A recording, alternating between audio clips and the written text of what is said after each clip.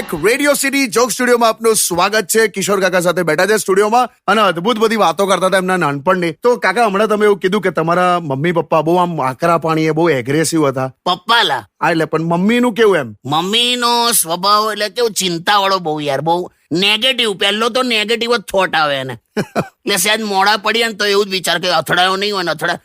એક જાણે એનો સ્વભાવ એમ. અને નાની નાની વાતે ખુશ થઈ જાય. એની દુનિયા કેટલી નાની તને કહું.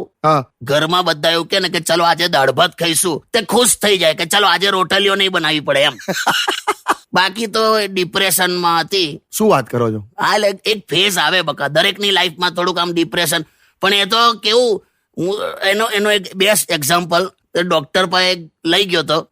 ડોક્ટરે પૂછ્યું કે એટલે શું થાય છે બેન તમને? તો મમ્મી કે બહુ વિચારો આયા કરે છે ને આમ અટકતા જ નથી વિચારો, આમ ને તેમ. એટલે ડોક્ટરે પૂછ્યું કે કઈ ટાઈપના વિચાર આવે? તો મમ્મીએ શરૂ કર્યું કે જો ને કે જેમ કે હું કે અત્યારે અહીંયા આવી છું તમારી પાસે, બરાબર?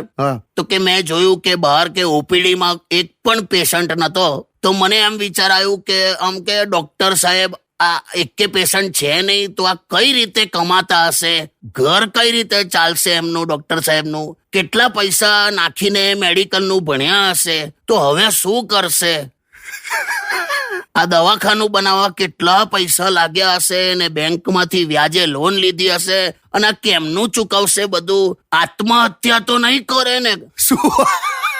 આ બધું સાંભળીને ડોક્ટરને ડિપ્રેશન આવી ગયેલું, બોલ. એટલે એક જાણે એવો સ્વભાવ મમ્મીનો એમ. પણ હવે ઠીક છે, જે હતું એ હતું.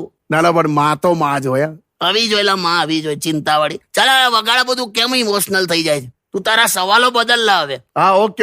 સ્ટે ટ્યુન વિથ કિશોર કાકા ઓનલી ઓન રેડિયો સિટી 91.1.